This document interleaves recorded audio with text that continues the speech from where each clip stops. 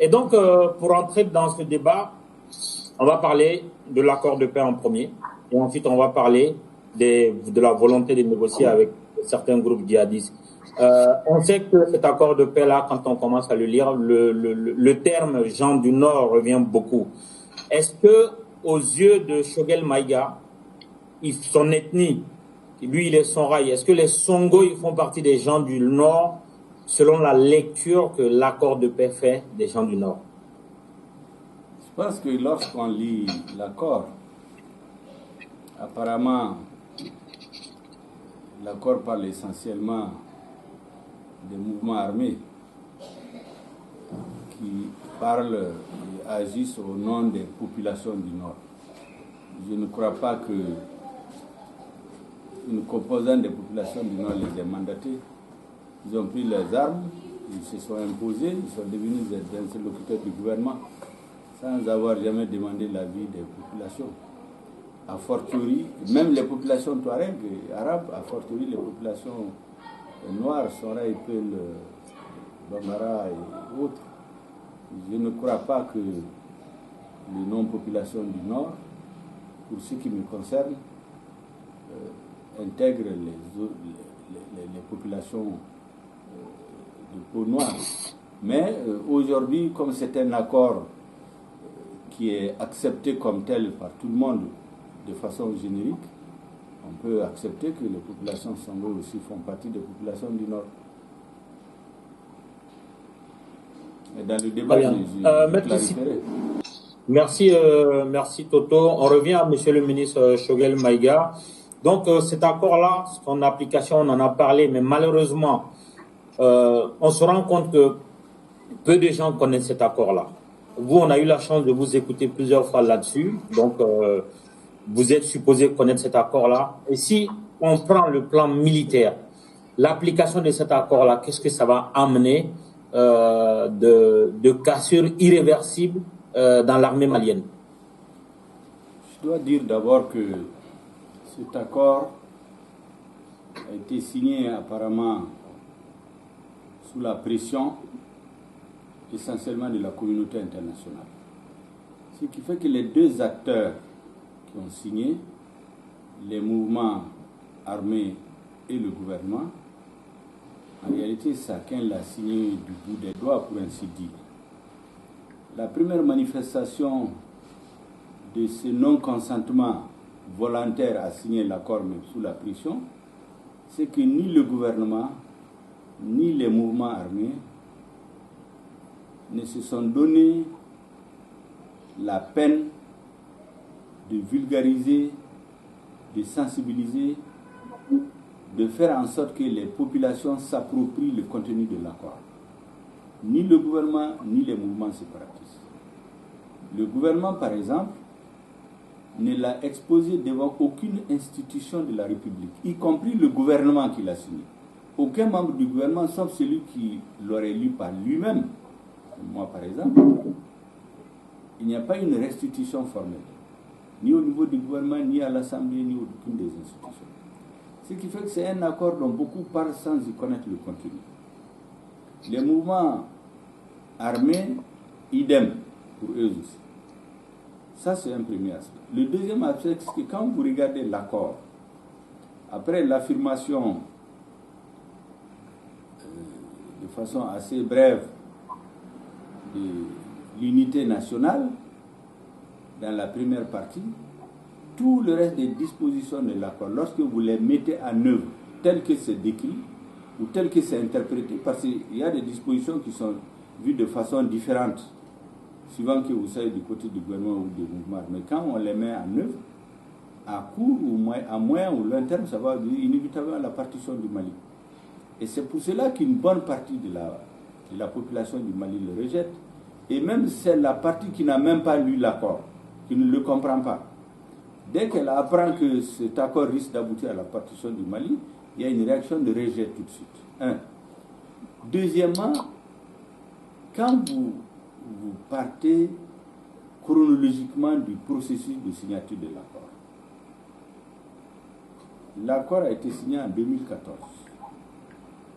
En principe, les forces qui étaient là, C'était d'abord la force Serval et la MINUSMA. Ces deux forces, au moment de la décision de les envoyer au Mali, ce qui a été dit au peuple malien, c'est que ces deux forces venaient aider le gouvernement malien à rétablir l'unité et l'intégrité du territoire, à faire recouvrer la souveraineté de l'État malien sur l'ensemble de son territoire et à préserver la forme républicaine et laïque de l'État malien. C'est ce que tous les Maliens avaient dans l'esprit. Et d'ailleurs, quand vous lisez les textes qui initient et Serval et la MINUSMA, vous verrez cela. Mais sur le terrain, qu'est-ce qu'on a constaté? Dès que Serval a intervenu pour libérer le Mali des djihadistes, quand vous référez aux déclarations de François Hollande et Jean-Yves Le Drian en son temps, les objectifs de Serval, c'était de détruire le terrorisme, rétablir l'intégrité du Mali, aider à recouvrir étendre la souveraineté du Mali sur l'ensemble du territoire national. Mais en réalité, tout ça, ça s'est arrêté à la porte de Kidal. À partir de Kidal, les forces Serval, ou le partenaire historique du Mali, a été ramené dans les fourgons de Serval. Les dirigeants du MNLA, les MNLA qui ne constituaient ni une force politique, parce qu'elle est ultra minoritaire même dans le milieu touareg, ni une force militaire parce qu'elle a été chassée par les mouvements islamistes, ni une force morale parce qu'à partir de l'accord stratégique ou bien tactique qu'ils ont noué avec les AQMI en 2012, ils se sont complètement discrédités. Donc on ne conseille ni force politique, ni force morale, ni force militaire. On les a ramenés dans le fourgon de Serval. Yada Agali, en Sardine, déclaré organisation terroriste internationale par la communauté internationale, et notamment par les Américains. Qu'est-ce qu'on a fait? On a pris une partie de ces lieutenants, blanchir pour faire ce qu'ils appellent le MIA, le mouvement islamique de l'Azawad, qui s'est métamorphosé en quelques semaines en HCUA, au Conseil islamique de l'Azawad. Donc la France a mis ensemble le HCA et le MNLA pour faire la CEMA et leur a remis Kidal. Ce qui était contraire à l'objectif de départ qui a été annoncé au peuple malien. C'est ce qui explique d'ailleurs le ressentiment des Maliens vis-à-vis de la France. Deuxièmement, quand vous prenez la MINUSMA, vous prenez la résolution qui a créé la MINUSMA, je crois bien c'est 2063, d'avril 2013, quand vous lisez cette résolution, c'est différent des modifications qu'il y a eu à faire dans la résolution. Lorsque l'accord a été signé le 15 mai, déjà à partir du 20 mai, au moment où il y a eu l'addendum à l'accord qui n'a jamais été présenté même au gouvernement, même aux membres du gouvernement, il n'y a que le président de la République, son ministre des Affaires étrangères, peut-être le Premier ministre, qui savait le contenu de l'addendum qui a été ajouté le 20 juin pour que la CEMA accepte de signer. Dès ce jour, il y a une autre résolution du Conseil de sécurité qui a fait croire que la MINUSMA n'est plus là pour être une force militaire pour aider l'État à recouvrir son intégrité, mais une force d'interposition. Donc à partir de ça, les données ont changé.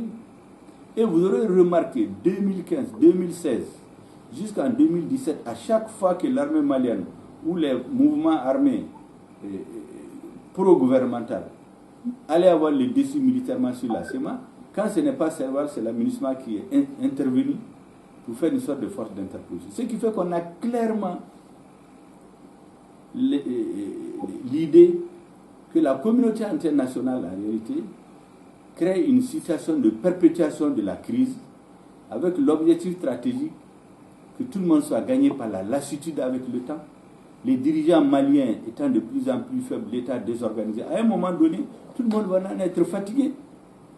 Et puis avec les réformes dites administratives, constitutionnelles, institutionnelles qui se font, on met les bases en réalité des régions autonomes qui un jour ou l'autre vont se déclarer autonomes et l'État n'aura aucun moyen d'imposer l'unicité du pays. Il va être ça fait comme en Catalogne. Voilà ce qui est contenu dans l'accord. C'est pour cela que tous ceux qui lisent l'accord, qui comprennent de quoi il parle, vous disent que cet accord appliqué à l'État va conduire à la partition du Mali à moyen et long terme. C'est pour cela que les gens sont partis. C'est pourquoi je termine, je pense honnêtement aujourd'hui, si les uns et les autres sont de bonne foi, ils doivent arriver à la conclusion que cet accord en l'état est inapplicable. On ne peut pas prescrire, pour parler de façon triviale, un médicament pour un malade pour 2 semaines, l'accord c'était pour 2 ans, et au bout de 5-6 semaines, il n'y a aucune amélioration, ça ne fait qu'empirer, et on continue à dire qu'il faut l'appliquer. Il faut relire l'accord en disant ceci. Il faut qu'il soit très clair que l'accord doit être relu en préservant 4 données qui ne sont pas négociables. L'unité nationale, l'intégrité du territoire national, la souveraineté de l'État sur l'ensemble du territoire national. Elles sont presque les mêmes, mais il faut les écrire comme ça. Et la préservation de la forme républicaine de l'État. Lorsque cela est écrit clairement, en ce moment, tous les articles dans l'accord qui peuvent, à moyen ou long terme, remettre en cause ces principes-là, il faut les réécrire. Tout le reste peut être négociable. Même si on veut des régions autonomes, si on veut un État fédéral, tout ça, ça peut se négocier. Mais il faut que ces 4 principes soient énoncés et clairement inscrits. Et le reste, on les négocie. Mais on ne peut pas continuer par des artifices, par la ruse, par la stratégie, la diplomatie, organiser les principes, les bases de la partition du Mali sans le dire. Demain, les Maliens vont se réveiller dans 5-6 ans avec des dirigeants incompétents et corrompus qui vont quitter la scène. Vous aurez beau avoir la bonne foi. Celui qui vient au pouvoir dans 5-10 ans, dans les conditions actuelles, il ne peut plus recouvrir l'intégrité du territoire malien. Voilà ce que je pense de la question de l'accord. Tout le reste, ce n'est que de la littérature. Il y a toute une oligarchie, il y a toute une nomenclature qui vit de la perpétuation de la crise. Les gens vivent de ça, ils ont des voyages, ils sont dans des PRDM, ils sont dans des situations de pré-ban. Il y a toute une administration qui s'est créée au Mali et au sein des organisations internationales qui ne veulent même pas que la crise finisse. Voilà ce que je pense de cela. Et l'État malien, le peuple malien, son gouvernement doit regarder tous ces aspects et dire non quand il le faut, faire avancer quand il le faut. Mais ce qu'ils sont en train de faire, ça ne marche pas. Et donc, si je vous comprends bien, Choguel Maïga, ça veut dire que depuis la mission Serval, le projet a été de mettre chaque fois les Maliens devant le fait accompli, notamment le fait d'avoir fait Kidal une espèce d'oasis inaccessible. Et aujourd'hui, le fait de perpétuer cette situation-là où il y a quasiment 2 Mali. Et un beau jour, on n'aura plus la force d'outrepasser cette situation de 2 Mali et on va se dire, bon, finalement, on l'accepte. Est-ce que c'est ce que vous êtes en train de dire? Je peux me tromper, mais c'est mon intime conviction. C'est que la voie qu'on a prise aujourd'hui, s'il n'y a pas un rectificatif, va conduire inévitablement à la partition du Mali. Je vous donne une illustration. Le découpage administratif ou territorial, on l'appelle comme on veut, qu'on a voulu imposer aux Maliens en 2018. Et apparemment, les nouvelles autorités veulent revenir pour reconduire. Mais ça va faire quoi? C'est la création d'une situation de conflit qui va faire en sorte que ce que j'appelle la minorité sociologique et démocratique va devenir la majorité institutionnelle ou démocratique, si vous voulez. Ça veut dire quoi? Au Mali, la loi dit qu'il faut 60 000 habitants pour avoir un député. La région de Kidal, avant la rébellion, toute la population de Kidal, c'était 60 à 63 000 habitants. Donc, normalement, Kidal n'a droit qu'à un député. Mais la même loi dit que chaque cercle, lorsque sa population ne vaut pas 60 000 habitants, a droit quand même à un député. Donc, on a saucissonné Kidal en 4 cercles, avec 4 députés. Et donc, vous savez, il y a eu un paradoxe, ça va vous faire rire. Il y a eu une élection dans un cercle de Kidal en 92. Il y a un député qui a été élu avec 80% des suffrages.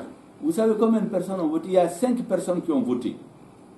Et 4 ont voté pour lui, dont lui-même. Il a été élu avec 80% des suffrages. On a créé... Les Maliens ont accepté ça. Parce qu'on n'a pas dit que c'était le prix à payer pour la paix. Mais aujourd'hui, on nous dit qu'il faut qu'il y ait 6 cercles à Kidal. Quand vous donnez la population, personne ne peut vous donner le nombre. Il y a des arguments, on dit non, c'est pour approcher l'administration des populations. Mais quand il n'y a pas de population, vous allez approcher l'administration. Toute la population des États-Unis ne dépasse pas 100 000 habitants. Pas 100 000, ne dépasse pas 100 habitants en temps normal, 100 à 200 personnes. On va créer 6 cercles. Gao, il y a 3 cercles aujourd'hui. On veut en créer 12. Ce qui fait qu'on va se retrouver des chefs de tribu, des chefs de guerre, souvent des gens qui utilisent la force, l'État, pour arranger les choses, leur crée une circonscription. Vous allez voir Inkalil, c'est à la frontière avec l'Algérie, c'est à quelques kilomètres. Tous les narcotrafiquants, les trafiquants d'hommes, les gens se réunissent là-bas le temps de traverser la frontière. On veut l'ériger en commune. Il n'y a personne qui y vit. De cette façon, on va se retrouver avec à peu près 60% des élus municipaux vont être de la minorité sociologique. Les 40 et quelques députés, sur les 40 et quelques députés, près de 75% vont venir de la minorité sociologique. Ça va créer les bases des conflits communautaires entre les populations noires et blanches, à terme. D'autre part, ça va créer un conflit entre les populations du nord et celles du sud, au nom de quoi la population de Koutiala, qui à elle seule vaut plus des populations de 2 ou 3 régions du nord, va avoir droit à 6 députés. Et ces mêmes régions avec la même population vont se retrouver à 40 députés. Mais les populations du sud du Mali vont dire qu'il y a une injustice, ça crée les sources d'autres problèmes.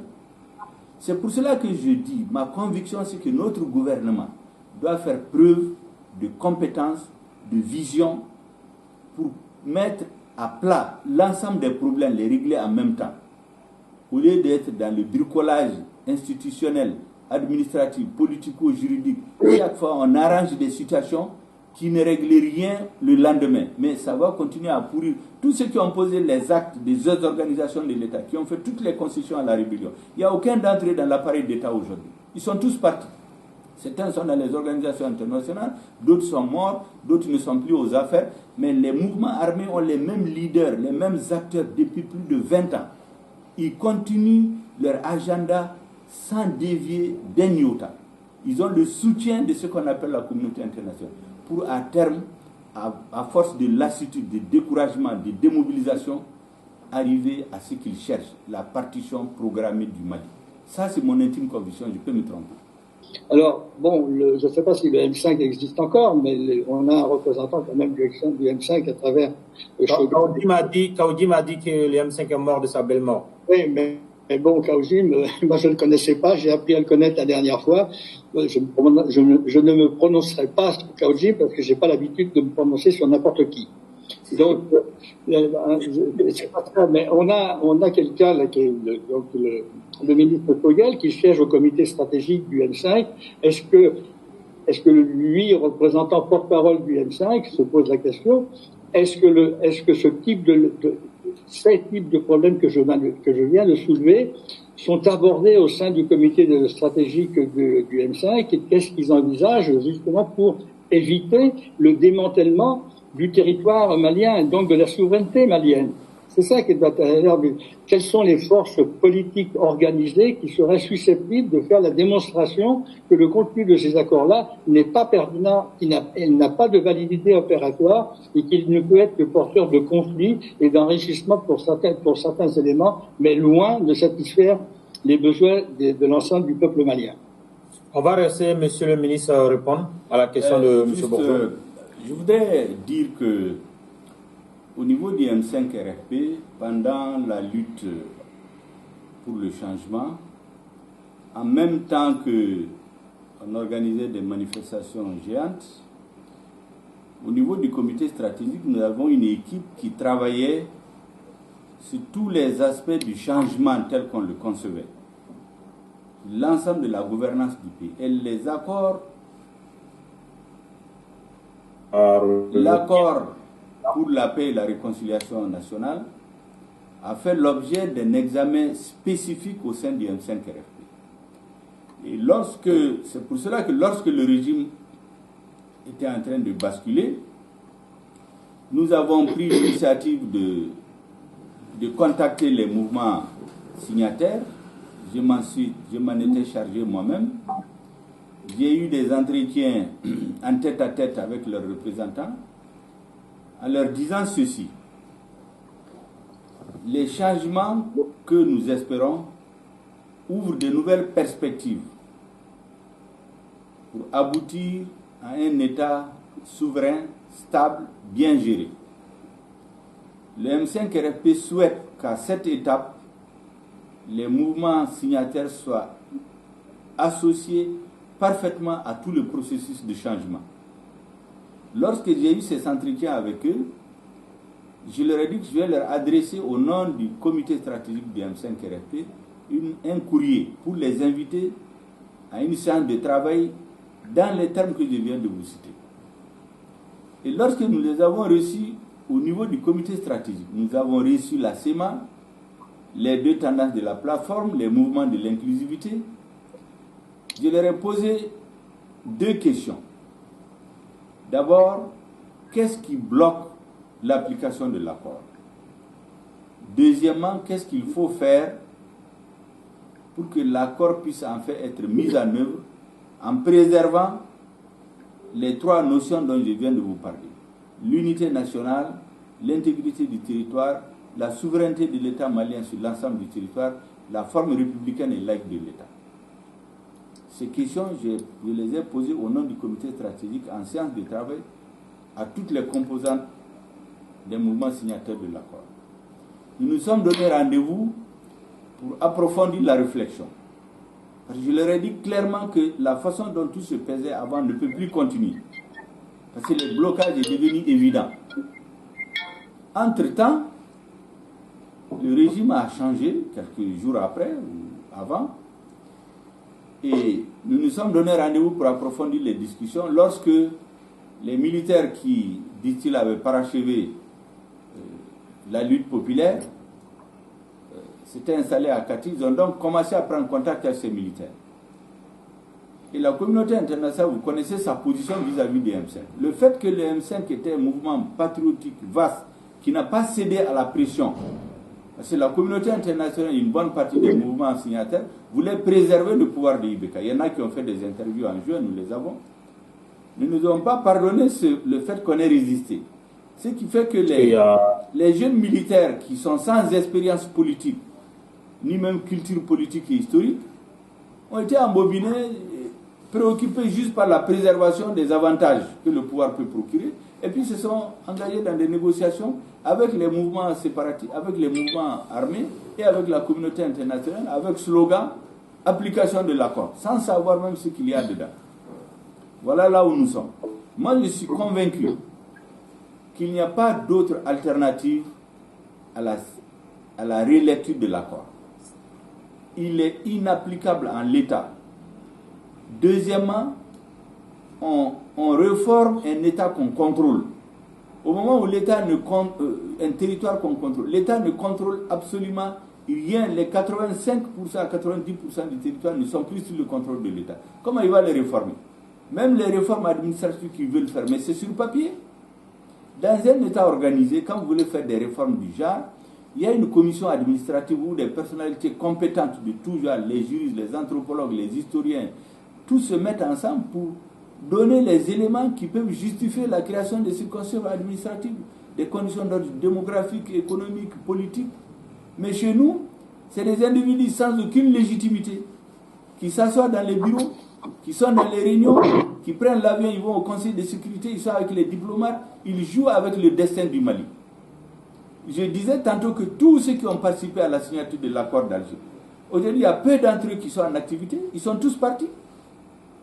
Mais les mouvements armés, ils ont les mêmes personnes qui sont là, il n'y a même pas de mémoire au niveau de l'État. Ce qui fait qu'on est en permanence dans l'amateurisme, dans l'apprentissage, dans le dilettantisme. Pendant ce temps, l'État est en train d'aller à volo. Voilà la situation aujourd'hui. Et ça, c'est un mouvement populaire, légitime, qui peut arrêter ce processus. Et il y va de l'intérêt de toutes les communautés. Je dis encore que, contrairement à ce qu'on pense, les grandes victimes de toutes ces rébellions, c'est d'abord et avant tout la majorité des populations arabes et touareg, et Sonraï et autres, mais particulièrement les populations arabes et touareg. Mais celles qui sont dans les camps de réfugiés, celles qui souffrent le martyre, les enfants ne vont pas à l'école, elles sont actuellement victimes du terrorisme. Mais il n'y a personne pour le dire. On veut acheter la paix. La paix ne s'achète pas. La paix s'impose quand un État s'organise, il s'affirme, il assume ses missions régaliennes et en même temps il négocie avec les citoyens qui ont des préoccupations liées à la gouvernance, liées à la prise en charge des spécificités locales. Mais ce qu'on est en train de faire aujourd'hui, j'ai toujours dit, c'est une partition programmée de l'État malien, surtout lorsqu'en face, vous avez des dirigeants qui manquent de deux caractéristiques principales. On va me dire que c'est l'homme politique qui parle, mais je suis convaincu. Ceux qui ont en charge les questions de l'État, surtout la négociation des accords, doivent être d'abord des véritables patriotes. Deuxièmement, ils doivent être compétents. La plupart des gens qui sont dans ces négociations, mais ils n'ont même pas les compétences requises. On remplit les avions quand on parle de négocier à Alger, les femmes, les jeunes, les communautés. Mais les négociations de ce genre d'accord, ce n'est pas une question de représentativité, c'est une question de compétence au niveau de l'État. Et voilà, aujourd'hui nous sommes dans une impasse, les nouvelles autorités qui viennent, sans connaître ce qu'il y a dans l'accord, je suis convaincu que les militaires là, aucun d'entre eux n'a lu l'accord, ils viennent comme des perroquets. Oui, il faut appliquer l'accord. Au moment où on n'a même pas de gouvernement, ce qu'on appelle la commission qui s'occupe de la mise en œuvre, se réunit, on sort un long communiqué, application de l'accord, il n'y avait même pas de gouvernement encore. Ça montre clairement que les puissances étrangères qui sont à la manœuvre, en réalité, sont dans un processus de dépècement de l'État malien. Et en face, ils ont des gens qui sont comme le mouton qu'on conduit à l'abattoir. Il y a une corde au cou, on le tire, il suit, il ne peut pas de résistance. C'est pourquoi aujourd'hui la seule solution, c'est un vaste mouvement patriotique pour s'opposer à la partition du Mali, mettre tout sur la table, les spécificités régionales, les préoccupations objectives qui sont fondées des populations du Nord, les prendre en charge, comme d'ailleurs pour toutes les autres régions, les questions de gouvernance.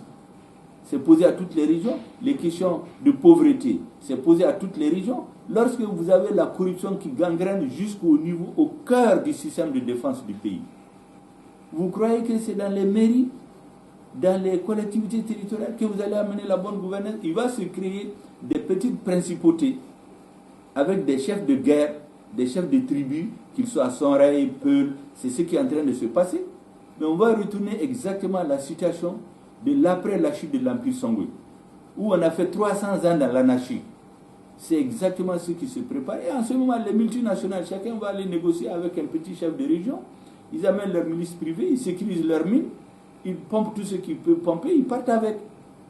C'est vraiment ça qui se prépare. Moi, je ne suis pas dans la fixation idéologique, mais c'est mon intime conviction que si on n'a pas à la tête de l'État des véritables patriotes, des gens compétents qui connaissent l'histoire de leur pays. Un de nos totos vient de parler de l'histoire du Mali. Il suffit de revisiter l'histoire du Mali pour voir le processus de décomposition de toutes les grandes entités étatiques dans l'histoire. C'est lorsqu'il y a eu des trahisons au sommet de l'État que la nation est tombée. On a des dirigeants qui ont en vérité trahi les intérêts supérieurs du peuple malien pour préserver leur pouvoir. Et c'est ce que nous vivons aujourd'hui. C'est pour cela que je suis convaincu, pour sortir du débat sur l'accord, il faut relire cet accord, il faut le remettre à plat. Il faut que les Maliens se l'approprient, il faut que le gouvernement dise ce qui n'est pas possible à la communauté internationale, qu'il le dénonce. Quand vous dites que quelqu'un dit qu'on l'a mis un pistolet sur la tempe pour le menacer de Syrie, mais au Conseil de sécurité, à l'Assemblée générale des Nations Unies, pourquoi le gouvernement malien ne dit pas les pressions qui sont exercées sur lui? Ceux qui sont consentants. Moi, j'étais dans le gouvernement, j'ai vu des manœuvres qui ont consisté à dépouiller les représentants légitimes des populations, des pouvoirs, pour les confier à des individus qui ont été désignés par les mouvements armés, soi-disant les autorités intérimaires. Vous savez l'artifice qu'ils ont fait? Le Premier ministre a pris un document qu'il a élaboré seul, avec un ou deux ministères, les mouvements armés. Ils l'ont caché même au gouvernement, pour aller le valider au Conseil de sécurité, et venir avec la MINUSMA et toute l'armada, dire aux Maliens que c'est ça qui était accepté par tout le monde. La conséquence, c'est quoi? Je vous prends mon cercle d'origine. Vous savez qui on a désigné là-bas comme président du conseil de cercle après avoir dissous le conseil élu par les populations? C'est celui que les MNL avaient désigné comme gouverneur d'Ansongo pendant l'occupation, qui a fui quand l'opération Serval est intervenue. C'est lui qui a réapparu et Ibeka l'a désigné président du conseil de cercle d'Ansongo en avril 2018, juste avant les élections. Vous croyez que c'est par hasard qu'on a eu 97%, 98% des voix pour lui dans les régions du Nord, alors qu'il n'y a pas d'administration, il n'y a pas de préfet, il n'y a pas de sous-préfet, il n'y a personne qui a supervisé ces votes-là. L'État malien aujourd'hui a besoin de solder toutes les trahisons dont il a été victime. Ces trahisons, peut-être les gens ne l'ont pas fait volontairement, par incompétence, mais je suis convaincu qu'il y en a qui ont décidé de sacrifier le destin du Mali pour préserver le pouvoir. Ils quittent, et avec leurs amis, leurs familles, adviennent que pourra. Et c'est ce qu'on est en train de vivre aujourd'hui, comme je vous l'ai dit. Tous les acteurs qui ont concouru à la signature de cet accord, il n'y a aucun d'entre eux sur la scène aujourd'hui. Qui n'est pas dans les organisations internationales est dans son champ, d'autres est dans sa famille, d'autres sont à la retraite, d'autres peut-être ne sont pas de ce monde. Mais le peuple malien, il n'a que ses yeux pour pleurer. C'est pourquoi il ne faut plus jamais signer un accord, l'approuver, le mettre en œuvre sans l'avoir soumis à la censure populaire à travers le gouvernement, l'Assemblée nationale, toutes les institutions légitimes. C'est ce qu'on n'a pas fait. Cet accord a été caché aux Maliens. Tout ce qui a été fait dans cet accord n'a jamais été rendu public.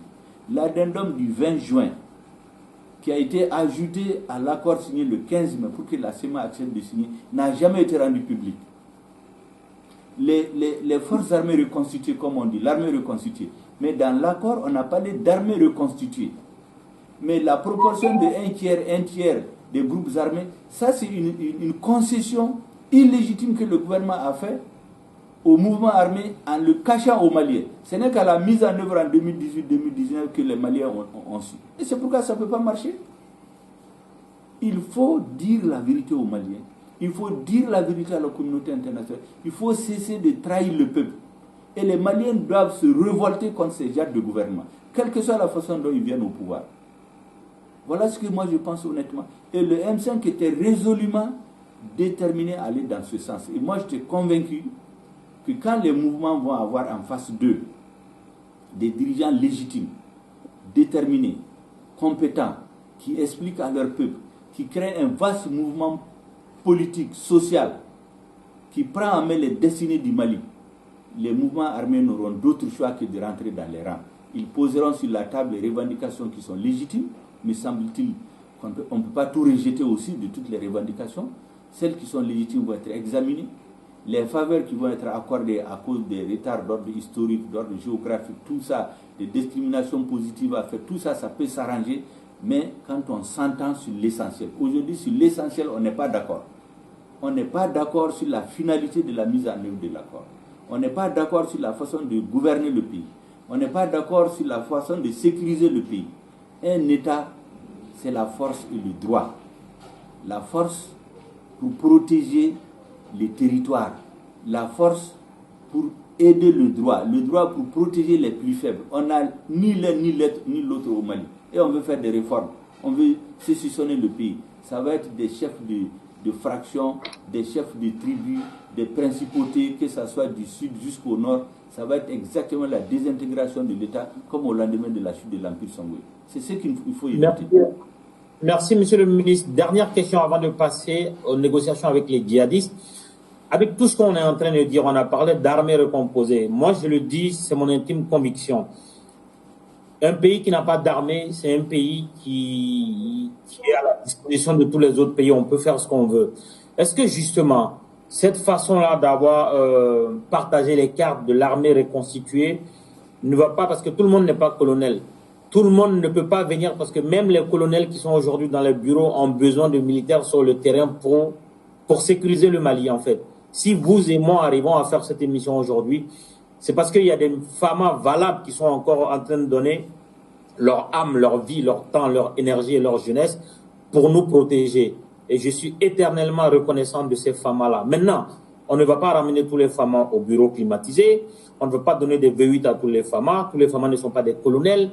Et donc, est-ce que cette façon-là d'avoir fait une armée reconstituée n'est pas les conditions suffisantes et nécessaires pour qu'il y ait une implosion au sein de l'armée, pour que ceux qui n'ont pas été servis par le CNSP se lèvent un jour pour reprendre le pouvoir, parce que finalement, aujourd'hui au Mali, la voie la plus légale semble être le coup d'État. Est-ce que justement, l'armée reconstituée, quand quelqu'un avec qui vous étiez au sein de l'armée quitte l'armée, quitte l'armée, prend les armes contre vous et se retrouve d'un côté mieux gradé, mieux traité, et au sein de cette même armée, les frères d'armes qui ont été colonels, qui ont été à la suite du coup d'État, qui ont été gradés, qui ont été mis dans les bureaux climatisés, est-ce que finalement tout ça ne va pas faire que les colonels ne dorment pas bien et que derrière des gens sont en train de chercher à prendre la fusée sociale au lieu de, en France on aime dire l'ascenseur social, moi je dirais plutôt la fusée sociale parce que ça va plus vite. Non, vous savez, j'ai dit et je le précise, cette histoire d'armée reconstituée tels qu'ils sont en train de la mettre en œuvre, l'accord n'a pas dit cela. L'accord a parlé d'armée reconstituée. Mais le prorata auquel ils sont en train d'organiser l'armée dite reconstituée au nord, un tiers, ça c'est une invention des mouvements séparatistes et ceux qui ont comme agenda de diviser le Mali, qui a été accepté par le gouvernement incompétent, qui était plus préoccupé par de se préserver en se disant qu'en acceptant tout de la communauté internationale, ils vont les protéger jusqu'à la fin du régime.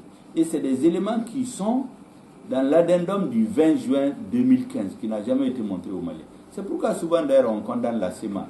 Moi je ne suis pas d'accord avec la SEMA, mais en réalité, la SEMA n'existe que ce qu'Ibeka leur a promis. C'est Ibeka qui a accepté ça. Ça c'est un. En l'appliquant, la preuve c'est que depuis 2019, ça fait bientôt 2 ans qu'on est dans ce débat sur la mise en œuvre de l'armée de reconstitution. On n'avance pas. Pourquoi? Manifestement, il y a un problème. Quand il y a un problème, il faut le poser sur la table et dire qu'est-ce qui bloque un problème bien posé à moitié résolu. On ne pose jamais les vrais problèmes sur la table au Mali. Il y a des gens qui sont organisés pour perpétuer la crise. C'est ça, à ça qu'il faut mettre fin. Maintenant, pour revenir à cette question des colonels, vous savez, au niveau des M5 RFP, toutes ces questions ont fait l'objet d'examens approfondis. Même les différentes terminologies qui sont utilisées actuellement, charte de la transition, Conseil national de la transition, je ne sais pas d'autres, feuille de route, bon, feuille de route c'est un terme connu de tout le monde, tous ces termes-là ont fait l'objet d'examens et de documents qui ont été remis aux militaires dans des séances de travail que nous avons eues avec eux. Mais manifestement, après, la communauté internationale, des opportunistes de tout genre, les gens de l'ancien régime, leur ont mis dans la tête que votre salut c'est dans la conservation du pouvoir. Et vous savez ce que certains nous ont dit?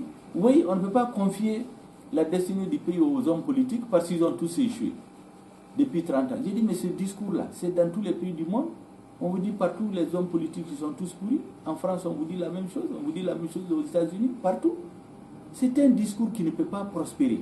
J'ai dit, ce n'est pas parce que dans ceux qui construisent votre maison, ils sont mauvais, c'est des mauvais maçons, que vous allez renvoyer tous les maçons pour aller chercher des tailleurs et des cuisiniers pour venir construire votre maison. Ce n'est pas parce qu'il y a des hommes politiques qui ont failli que vous allez dire qu'il faut enlever la classe politique et c'est des militaires qui vont venir se mettre à la place des hommes politiques. Mais on peut dire le même discours sur les militaires. C'est les militaires qui ont abandonné le terrain. Toute la corruption dans l'armée, ce n'est pas les hommes politiques, c'est le président de la République, son entourage et les chefs militaires. Donc il faut balayer devant sa porte. Mais ça ne peut pas nous amener à dire qu'il faut enlever tous les militaires pour aller chercher des cuisiniers, des professeurs, des chirurgiens pour venir faire la défense. On leur a dit clairement, il faut poser les problèmes sur la table. On les discute, on les résout au nom des Maliens, et dans la transparence. J'ai compris que cela ne les intéressait pas. Ils ont pris la voie de l'impasse, ils vont être là-dedans. Parce que les Maliens n'accepteront pas ce qu'ils ont promis. Parce qu'ils ont pensé qu'en promettant à la communauté internationale et au mouvement armé l'intégration, l'application intégrale de l'accord, leur pouvoir va s'asseoir. Mais la légitimité du pouvoir est assise d'abord sur sa capacité à sécuriser le pays et à donner espoir au Mali. La sécurité est en train de dégringoler partout. Vous avez vu à Bamako, vous êtes au courant. Maintenant, c'est dans les rues. C'est les gangsters en plein jour, devant les banques, à Ségou tout près. Des villes sont occupées pendant des semaines. Pendant ce moment, les militaires sont à Bamako en train de jouer aux grands hommes politiques, dans les parlements, dans les gouvernements. Mais on ne peut pas aller comme ça. Ils vont nécessairement se trouver dans une impasse.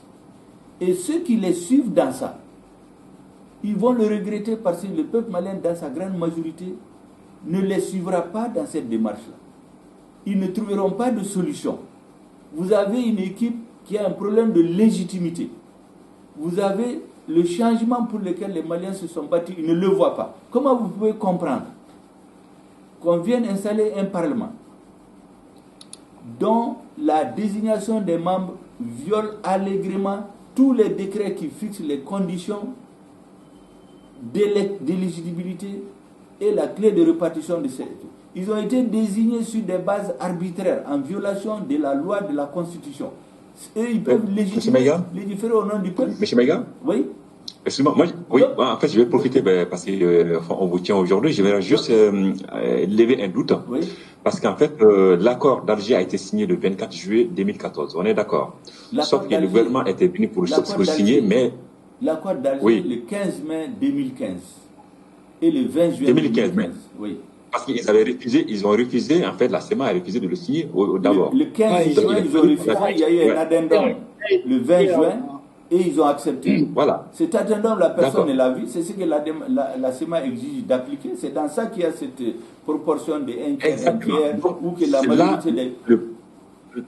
Le point de discorde qui est là, parce que normalement, au lieu de signer le 14 juillet 2014, ils ont refusé. Il a fallu qu'on ajoute quelque chose derrière après la négociation. Est-ce que ce mémorandum-là doit être valable? Parce que ça n'a pas été au cours des négociations, même si ça a été signé en Algérie. Même l'accord qui a été signé, à partir du moment où il n'est pas applicable. Vous savez, à part les livres saints, tout est négociable, même les constitutions sont susceptibles d'être révisées. Ce fétichisme de l'accord... Même les livres saints sont négociables. Non, j'ai dit seuls les livres saints ne sont pas négociables. On les réécrit. Ils sont négociables, Fogel Maïga. Bon, ça je ne le savais pas. De toutes les façons, même les constitutions sont susceptibles d'être révisées. A fortiori un accord. Si l'accord ne peut pas s'appliquer, la majorité des Maliens n'en veulent pas. Même ceux qui disent qu'ils vont l'appliquer n'arrivent pas à l'appliquer. Mais il faut quand même sortir de ça, il faut se poser la question. Il faut sortir du fétichisme de l'accord. Mais je dis encore que les dirigeants des groupes armés, une partie de la communauté internationale a intérêt dans ce blocage et cette situation de pourrissement. Parce que ça obéit à leur stratégie d'affaiblissement, de stratégie de décomposition de l'État, au point qu'un jour on va se retrouver avec des dirigeants, malgré leur bonne foi, ils ne peuvent plus revenir en arrière. Il faut mettre à la tête du pays à chaque étape des gens qui sont faibles, qui ne sont pas patriotes, qui ne sont pas compétents, et qu'on embobine, qui signent des papiers, qui sont dans la bamboula, dans les grandes réunions, on leur applaudit, on donne des tosses à leur honneur, on fait des grands discours, on va au Conseil de sécurité, mais le pays ne peut pas se gérer comme ça. Ils sont à Bamako, Pigalle la nuit. Bon, ça je ne peux pas aller jusqu'ici, mais de toutes les façons, chacun doit faire son travail dans un pays. Le rôle des militaires, il peut y avoir quelques militaires dans la gestion de l'État, mais fondamentalement, ce n'est pas le rôle des militaires qui est de venir siéger dans des parlements. Quand certains nous ont dit oui, il faut un militaire à la tête de l'État pour éviter qu'il y ait un coup d'État, j'ai dit mais Moussa Traoré était un général, ce ministre de la Défense était un général, ce ministre de la Sécurité était un général, il y a eu un coup d'État contre eux. Alpha Omar Konaï n'était pas général, ce ministre de la Défense n'était pas général, il n'y a pas eu coup d'État contre lui.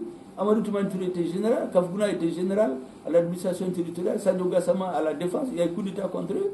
Ibeka avait un général à la Défense et un général à la Sécurité. Donc c'est de la mystification. La politique de défense d'un pays, ce n'est pas l'affaire des militaires. Les militaires participent à l'élaboration de la politique de défense. C'est l'affaire des politiques. Mais quand les militaires se mettent à la place des politiques, mais ils ne peuvent pas réussir. Et puis à terme, ils vont discréditer l'armée. Parce que leur échec va être assimilé à le discrédit de l'armée. Quand j'entends les gens dire oui, l'armée est plus populaire que les politiques, j'entends même des diplomates me le dire. Je dis aux diplomates, mais faites attention. Est-ce que vous pouvez venir d'un pays occidental me faire croire que, au motif que l'armée est plus populaire que les hommes politiques, c'est les militaires qui doivent gérer? Ce n'est pas leur rôle. Parce qu'ils vont échouer et c'est l'image de l'armée qui va être ternie dans l'opinion. Aujourd'hui, il faut revenir aux fondamentaux d'un État qui se veut démocratique. D'ailleurs, Fidel Maïga, l'image de cette armée, elle est vraiment ternie et même au-delà du manifeste. Je ne sais pas si vous avez vu le reportage de la Arte. Ce n'est pas très positif pour l'armée. La réalité, quand vous écoutez mes interviews, moi-même, vous passez sur ma page YouTube depuis 2015, 2016, 2017, surtout à partir de 2016. Mais tout ce qui est dans Arte, je l'ai dit.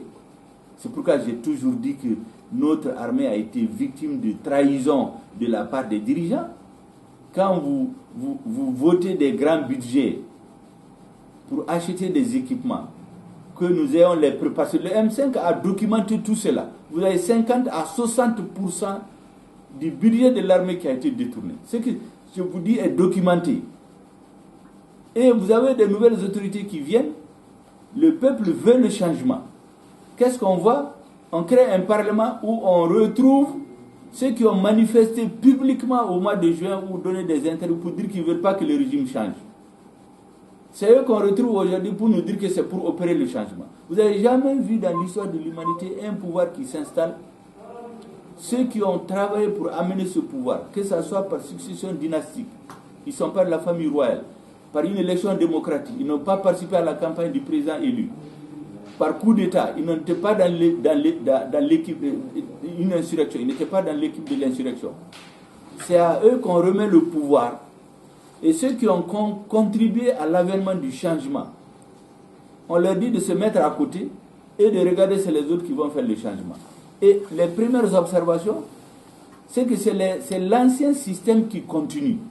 La corruption des élites, le fait d'acheter les gens, les amener dans des postes des incompétents, parce qu'ils ont des liens de famille. Quand le gouvernement était formé, vous avez entendu mes interviews, j'ai dit qu'avant on luttait contre la famille d'abord, aujourd'hui on nous trouve avec les familles d'abord. Les 80% des membres du gouvernement, ils ont été désignés, c'est des parents, des cousins, des neveux, des amis de classe, des militaires. On a tout répertorié. Mais avec ça, vous pouvez changer le gouvernement. Vous avez aujourd'hui des grèves partout. Vous n'avez aucun membre du gouvernement qui peut prendre son téléphone, appeler un syndicaliste, appeler un homme public pour discuter avec lui. Parce qu'ils n'ont rien à voir avec le changement. Ils ne savaient pas pourquoi c'est intervenu. Et on veut sortir le pays de la crise comme ça. On nous met un parlement, des gens qui étaient là, qui ont participé à la chute de l'ancien régime, on les met à côté. Ceux qui étaient dans l'ancien régime jusqu'à sa chute, qui ont manifesté contre le changement, c'est eux qu'on nous met en avant maintenant. On les met autour des militaires avec quelques personnes qui font un peu pour colorer, pour nous dire que c'est pour opérer le changement. Et ça ne peut pas marcher. On nous amène pour nous mettre la poudre aux yeux. Je vous donne un exemple, je finis par ça. Vous avez tous vu le président de la transition, à qui on a remis le rapport soi-disant du vérificateur général de 2009. Tout le monde a applaudi. Il a fait un discours qui a satisfait tout le monde. Mais ce que les Maliens ne savent pas, et je l'ai dit le lendemain, c'est que ce rapport-là a été remis à Ibeka en mars 2020. Il a envoyé à la justice. La justice est en train de travailler là-dessus. Au lieu d'attaquer les dossiers les plus emblématiques, les grands détournements dans l'armée, au niveau des finances, au niveau des institutions, on ne touche pas à ça. On touche à un dossier qui est déjà dans les mains des juges, on fait du battage médiatique là-dessus, on embobine, on fait de la propagande, et tous les ignorants s'engouffrent dans ce créneau. Mais nous avons analysé tout ça au niveau du M5. C'est pourquoi nous ne sommes pas agités. Nous sommes en train aujourd'hui d'élaborer notre nouvelle vision du changement qui va être rendue publique dans les jours qui viennent. Et les Maliens vont comprendre où est-ce qu'on veut aller. Ce qui est en train de se passer, c'est pas le changement. On aura l'occasion d'en débattre ici. Monsieur le ministre, à vous maintenant, on n'en a jamais parlé de ces négociations avec les groupes djihadiques. Au vu de tout ce que nous avons dit auparavant, sur l'état de déliquescence de notre armée, sur la colonialisation de l'administration malienne et donc son affaiblissement, est-ce que nous sommes en position de force pour aller négocier avec des djihadistes? Est-ce qu'on n'est pas en train de reproduire l'accord de Ouagadougou et l'accord d'Alger? Je rappelle, ces deux accords ont été signés quand le Mali était à son niveau le plus bas possible. Donc, quel est votre avis sur ces velléités des autorités de la transition à négocier avec certains groupes djihadistes? Je pense que le Mali se trouve dans une situation de grand malade, qui a une gangrène, qui est en train de gagner tout le corps. En ce moment, n'importe quel remède, n'importe quel médicament qu'on lui propose, qui peut lui donner l'espoir de guérir, il va l'accepter, même si ça va le tuer. C'est la réalité du Mali aujourd'hui. Beaucoup de personnes au Mali que vous entendez réclamer la négociation avec les mouvements terroristes, ce n'est pas parce qu'ils sont convaincus que ça va donner des résultats. C'est parce qu'ils se disent qu'il n'y a rien d'autre à faire que négocier avec eux. Ce n'est pas parce qu'ils sont convaincus que ça va donner des résultats. Et deuxièmement, il y a l'effet de mode. Vous entendez beaucoup vous dire, mais les Américains sont les plus puissants, mais ils négocient avec les mouvements terroristes. Mais ces négociations donnent quoi? Pendant qu'ils négocient, tous les jours, il y a des bombes à Kaboul. Le nombre de morts n'a pas diminué. Ça, c'est un. Deuxièmement, pour le cas du Mali, je pense qu'il faut faire preuve de beaucoup de discernement. Vous savez, les mouvements signataires de l'accord, vous entendez souvent les Maliens dire l'État n'est plus en belligérance avec ces mouvements. Je rappelle que en novembre 2017, il y a déjà 3 ans, Le commandant de Serval, dans une conférence de presse, a dit clairement qu'ils ont les preuves que les mouvements signataires de l'accord, il y en a qui, le jour, sont dans l'accord, la nuit sont avec les mouvements terroristes, pour le paraphraser. Ils ont un pied dans l'accord, un pied avec les mouvements terroristes. Bourdieu vient de parler du grand défilé militaire que les mouvements armés ont fait à Kidal, à l'occasion de leur congrès. Mais quand vous mettez tout ça ensemble, il faut se poser des questions. Est-ce qu'il y a une stratégie où on fait la diversion en déléguant à une partie de négocier avec l'État malien pour obtenir le maximum de ce qu'on veut en termes de concessions, en termes d'avantages, en termes de toutes sortes de concessions politiques, administratives et stratégiques. Et de l'autre côté, on met la pression sur le même État qui, étant faible, n'étant pas organisé, n'étant pas vigilant, et sous toutes sortes de pressions d'ordre interne et interne, est prêt à tout céder. Troisièmement, aujourd'hui, il y a deux types de mouvements. Il y a les mouvements, on parle de Yad Ali et de Amadou Koufa. Mais il y a l'IGS.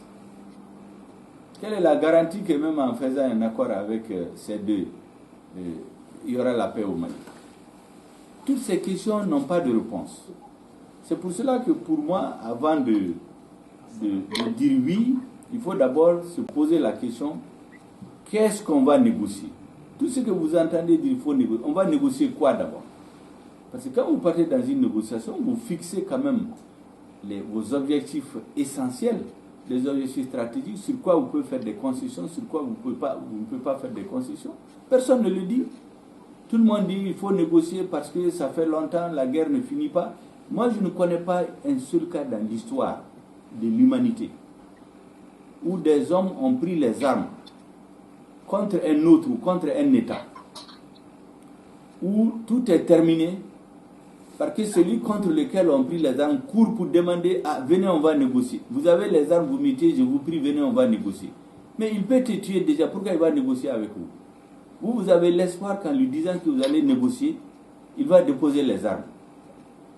Je suis convaincu que la première mission de l'État et des pays qui nous mettent la pression, ne négociez pas, ce n'est pas pour les mêmes objectifs. Mais même négocier en cachette pour libérer leurs citoyens, ils donnent des centaines de millions d'euros pour les libérer. Donc la question n'est pas de dire il faut négocier ou non. Qu'est-ce qu'on négocie et dans quelle position? Je ne connais pas un seul cas où un gouvernement est allé négocier en position de faiblesse et qu'il ait quoi que ce soit, sauf l'échec et le déshonneur. Ça n'est pas arrivé dans l'histoire. Monsieur Meiga, qu'est-ce qu'on ne peut pas négocier? La question, qu'est-ce qu'on va négocier? C'est la question. Est-ce qu'on a dit aux Maliens, si on va aux négociations, qu'est-ce qu'on va négocier? Quelles sont les concessions qu'on est prêt à faire? On ne peut pas négocier. Mais qu'est-ce qu'on ne peut pas négocier au Mali aujourd'hui? Non, mais c'est qu'on ne peut pas négocier. On ne peut pas négocier la forme républicaine et laïque de l'État malien. On ne peut pas négocier le fait que l'unité nationale ne peut pas être remise en cause. On ne peut pas négocier le fait que... Mais si quelqu'un vous dit que son objectif, c'est de mettre un État islamique, vous allez négocier quoi avec lui au nom des Maliens? C'est pourquoi je dis, il faut d'abord que le gouvernement dise aux Maliens, s'il va négocier, qu'est-ce qu'il va négocier, quelles sont les concessions qu'il est prêt à faire. Une fois que ça s'est posé, on peut se prononcer. Sinon, qui va refuser une négociation dans le principe?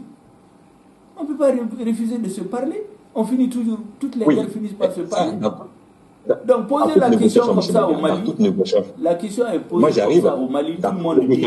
Oui, mais dans négociation, on va mettre la barre très haut. Pouvoir descendre et arriver à un niveau. C'est pas une question de mettre des barres. On est à ce niveau-là. Non, on n'est pas là. Je pense que les spectateurs connaissent une position comme celle d'André Bouteau. On est en train de découvrir celle de Maïga, donc on va le laisser à vous. Ces négociations, ce n'est pas des négociations commerciales ou des négociations de type syndical. On demande 100% pour avoir 50%. Il y a des principes qu'on ne peut pas négocier.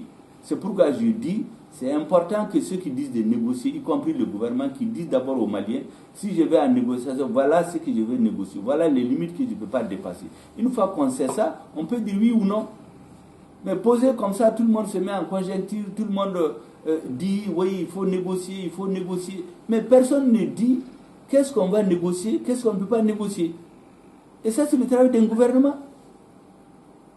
Et tout le monde Oui, parce que la conférence d'entente nationale a demandé, parce que le dialogue national inclusif a demandé. Le dialogue a demandé beaucoup de choses.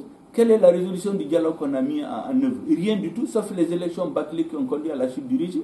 Mais dès que vous voyez un officiel, il vous dit oui, le dialogue a demandé de négocier. Et la conférence d'entente nationale a demandé de négocier.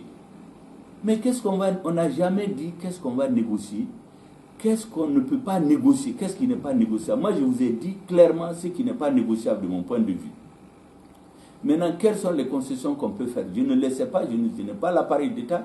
C'est l'État qui peut dire aux Maliens, je vais aller négocier. Les premiers ministres, les présidents là, qui nous disent tout le temps qu'ils veulent aller négocier. Mais qu'ils nous disent quelles sont les limites, la barre, où est-ce qu'ils mettent, et quelles sont la ligne rouge. Ils ne l'ont jamais dit. Donc moi, je ne suis pas d'accord qu'on jette l'État malien dans des négociations dont on ne connaît pas l'objectif, on ne connaît pas la finalité, on ne connaît pas les étapes, on ne connaît pas la finalité. Qu'est-ce qu'on ne peut pas faire? Moi, je ne suis pas d'accord sur ça. Cette façon de gérer les États ne peut pas marcher. Chaque fois que vous venez dans notre pays, oui, on va essayer. Si ça ne marche pas, on verra. On ne peut pas jouer avec le destin des Maliens. Les accords qu'on a signés là, c'est comme ça. C'est difficile, mais il faut signer quelque chose, après on verra. Il vaut mieux s'arrêter, renforcer l'État, lui donner les moyens régaliens d'assurer sa sécurité, au lieu de passer le temps à faire la pression sur le Mali. La France doit faire pression sur les mouvements séparatistes. Aujourd'hui, si la communauté internationale demande au mouvement signataire d'abandonner complètement tout lien avec les mouvements terroristes, de rentrer dans le giron de la République du Mali, de tourner le dos à tous les doubles jeux. Les équipements qui ont défilé lors des congrès des mouvements, mais ces équipements, les Occidentaux les ont vus. On a vu des ambassadeurs des pays, la MINUSMA, tout le monde s'est levé pour applaudir. Mais dans un État organisé, vous pouvez accepter ça. Après, on vient nous faire des donneurs de leçons. On vient nous dire il faut faire ça, il ne faut pas faire ça. Et les Maliens, oui, non, il faut négocier. Vraiment, il faut négocier parce qu'on ne peut pas ne pas négocier. Moi, je ne suis pas d'accord sur cette façon de poser le problème. Quand vous avez la responsabilité de la nation, c'est à vous de dire à votre pays, vous voulez les négociations, voilà ce que je peux négocier, voilà ce que je ne peux pas négocier. Ou leur dire ce que vous voulez là n'est pas faisable. C'est comme ça que les États fonctionnent. On ne se met pas à chercher à plaire à l'opinion publique tout le temps. De cette façon, on ne résoudra aucun problème. Parce que tous les grands problèmes, en général, pour les résoudre, ce n'est pas avec l'opinion publique qu'on les résout. Lorsque je finis par ça, lorsque à la Deuxième Guerre mondiale, le ministre des Affaires étrangères d'Angleterre, pensant sauver son pays, allait signer un pacte avec les Allemands, il a eu le même raisonnement que les Maliens aujourd'hui. Quand il est revenu, il a été accueilli en héros. Qu'est-ce que Winston Churchill leur a dit? Je le parle, je ne me rappelle pas des...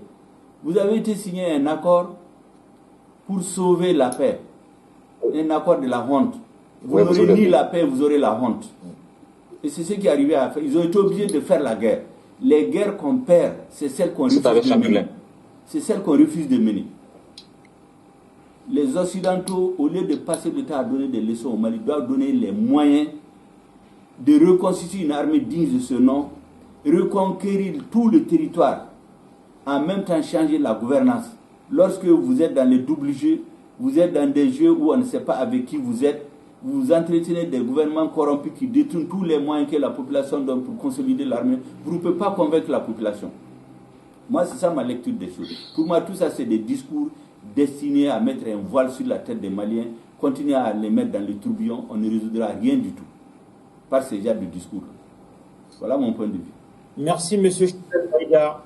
Juste vous dire que ce débat-là, on pourra le faire 1 milliard de fois. Absolument. Personne n'aura fini ce qu'il a envie de dire. Absolument. Je pense qu'on va revenir sur ce plateau-là avec quasiment le même panel pour avancer encore parce qu'il y a le volet social, le volet économique de cet accord de paix.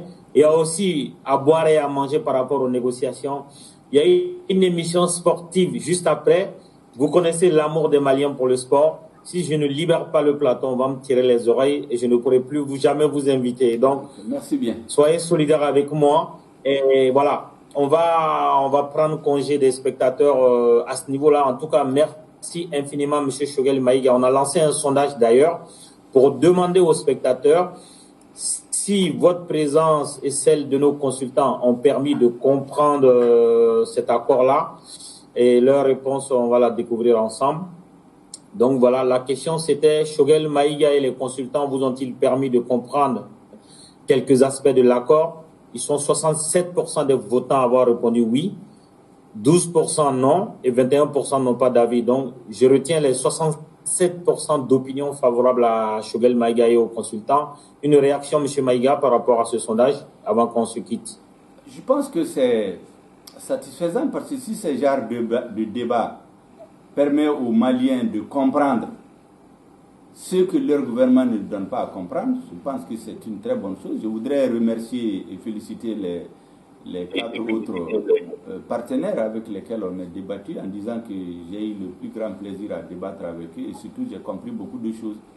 Peut-être après ce débat, je vais aller faire une analyse rétrospective pour voir un peu si mes positions doivent être confortées ou bien nuancées. Parce que pour moi, il faut que j'apprenne de ces débats aussi, en même temps que la population apprend beaucoup de ces débats. Je trouve que c'est un score qui est honorable pour nous 5, pour nous 4. Vous aussi, RP Média. Merci beaucoup.